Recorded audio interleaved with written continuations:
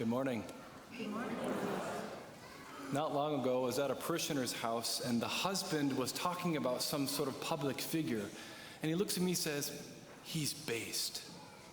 This guy's based." And I said, "What does that mean?" Apparently, some of you know where I'm going with this. Apparently, it's a new slang term that the Generation Z are using, and some really cool millennials are using, which is essentially a compliment. When someone is based, that means their opinion or their action is bold, it's authentic, it's unapologetic, and they're unconcerned about what people think of them. That guy's based. Well, if that's true, then in my opinion, Jesus is based. The past several weeks, we've been hearing Jesus say very challenging things to us in the gospel. Things that if we're honest with ourselves, are very difficult. A few weeks ago, we heard Jesus respond to the question, "Master, will many be saved?" How did he respond? "Strive to enter through the narrow gate, for many, I tell you, will attempt to enter, but will not be strong enough." He's talking about salvation. And so Father Joshua, who himself is based, challenged us to reject a counterfeit Christianity, a Christianity that is focused on comfort, a Christianity that is passive, and he challenged us to get in the game, to respond to the saving love of Jesus, to experience his transforming love, and to deny ourselves so that we can bring his presence and his goodness to the world around us, so that we can be strong enough to enter into heaven. And last week, Deacon Peter read the gospel where Jesus challenges us to an extraordinary amount of humility. And Deacon, for his part, challenged us to pray, to go to the lowest place in prayer, the place where all of us resist in one way or another, that place of shame, that place of weakness, that place of brokenness. And Deacon challenged us to go there because that's where God wants to transform our hearts. And today we hear Jesus say, "Whoever does not carry his own cross and come after me cannot be my disciple." And not being his disciple means we cannot follow him to heaven. And Jesus says in today's gospel, "Unless you love me more than your family, unless you love me more than your possessions, you cannot follow me." My brothers and sisters, from these gospels, it's very clear what Jesus is saying is that following me to heaven requires extraordinary humility, extraordinary courage and perseverance. There's good news and bad news about this. The bad news is we cannot do this on our own. If we were to try to do this on our own, to follow Jesus on our own, we will not be strong enough. But the good news is that we were never meant to try to. We were never meant to try to do this on our own. There is no such thing as a me and Jesus Christianity. That's not a thing. Why? Because God calls us together as a body. We are saved in and through the church. That means we are saved in and through our relationships with each other. And that's good news because that means we have the support that we need in order to follow Jesus to heaven. For the past 40, 50 years, we have witnessed Western civilization in steep decline.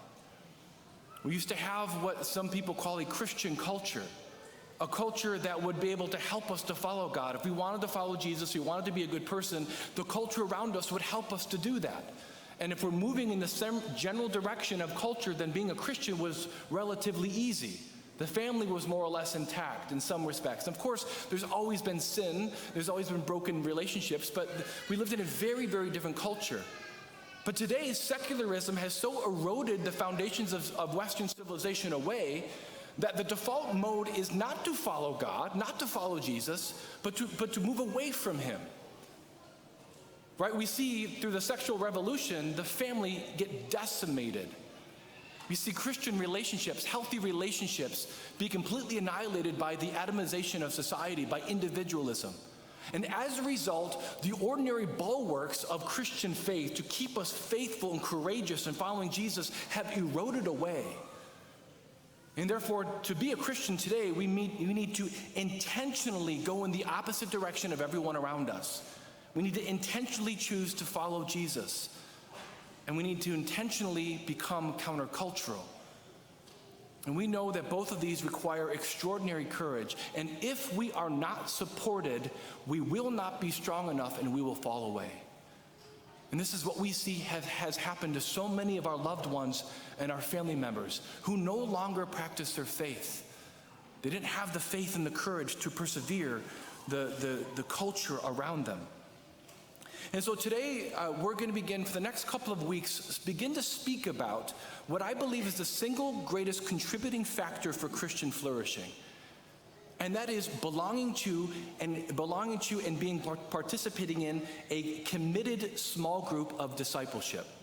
That is people who really support each other.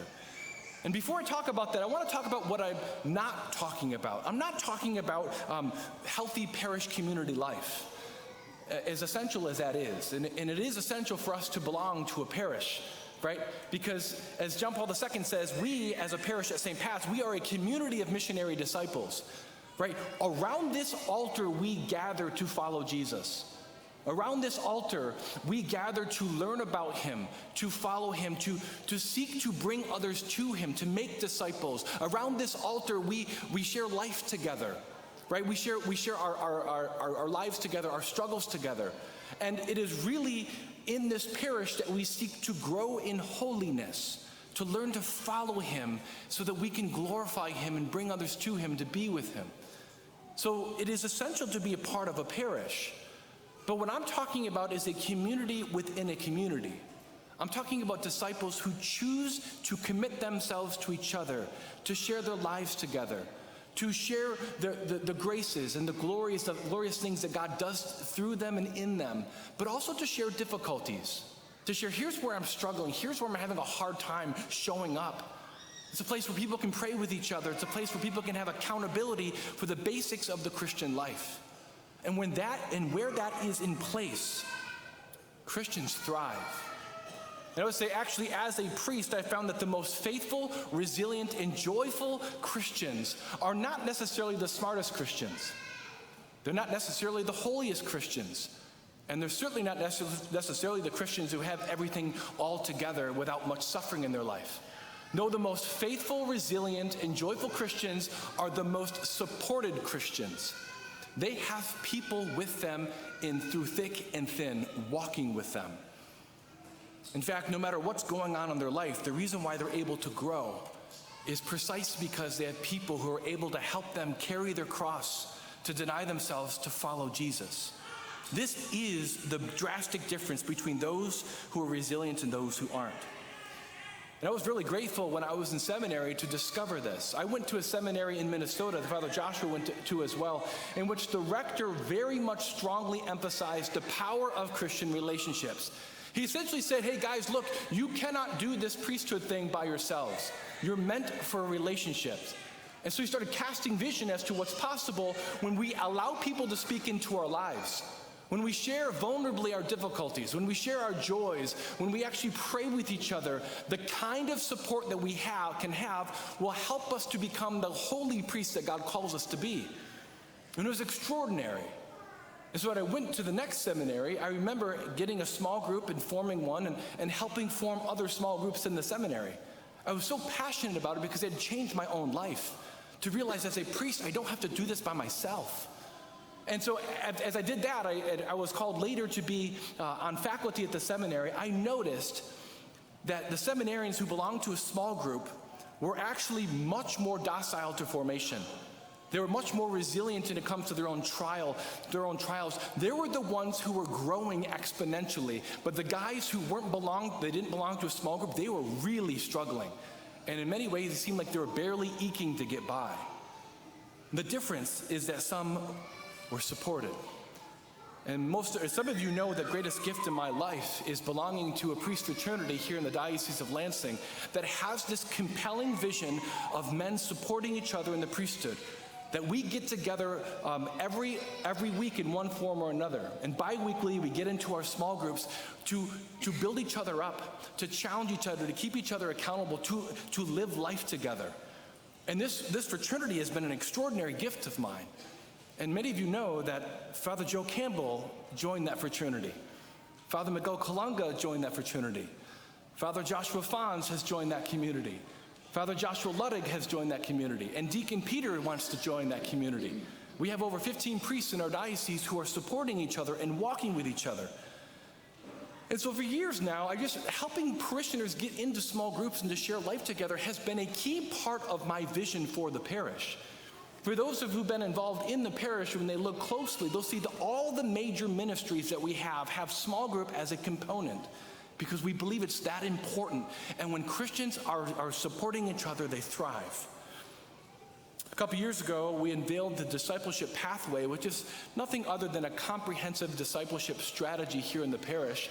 And we just talk about like the big analogy that the pathway to Christ is really the Christian life. It's our prayer, it's the sacraments, it's worship on Sunday. But on this path, on the way to Christ, we're never allowed to travel alone.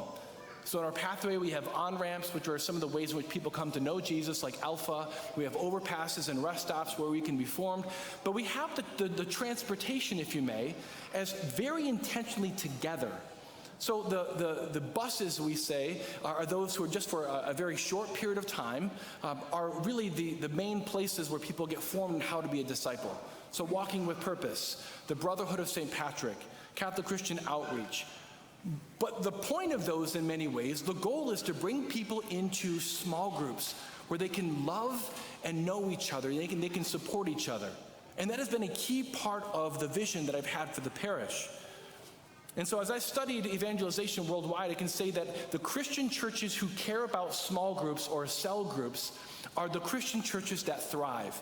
They're the churches in which Christianity is attractive because it's possible, it's livable. And that is exactly what we are wanting and what we're seeking to do here at St. Pat's. In fact, small groups are where the rubber of the gospel hits the road of people's lives.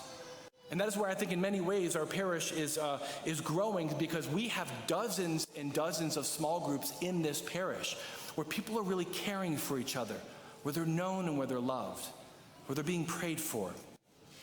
And yet I know that many of you are not so well supported. And it's not necessarily because of your own fault. I know what it's like not to be supported. I know what it's like when you're not supported and you feel like you're all alone.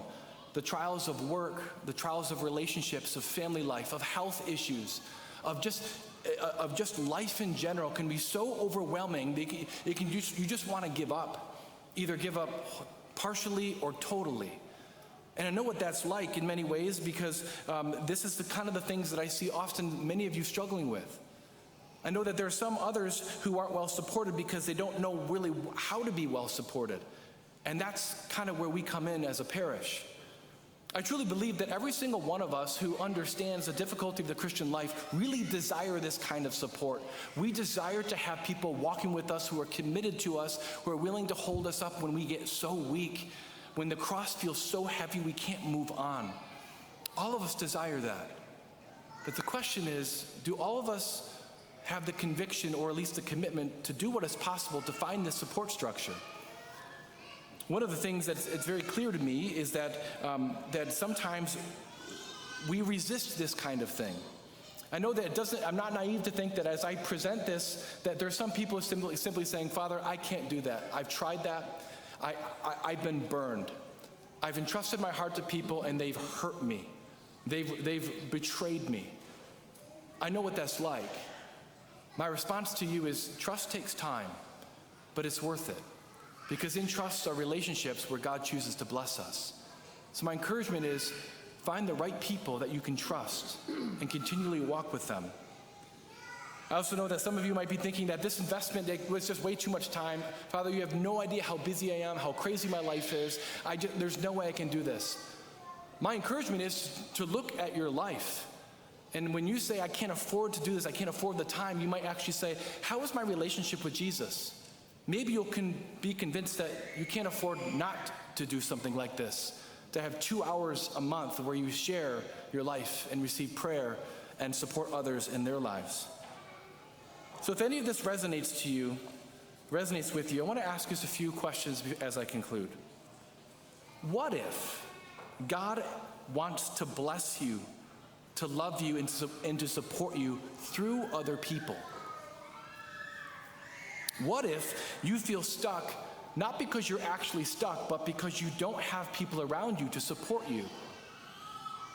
What if, instead of trying to follow Jesus alone and growing discouraged, sad, and giving in to fear, and going up and down, not knowing exactly how to continue, what if God actually wants you to find that support structure so that you can be more set solidly on rock and to follow him no matter what's going on in your life, so that you're not just simply trying to survive the Christian life, but you're thriving in it? My brothers and sisters, at St. Pat's, we're committed to helping form these small groups because we want all of us who are on the path of discipleship to persevere in faith so that we can be strong enough to enter into life. So what does this look like? What do these small groups look like, and how do we do it? That's a topic for next week.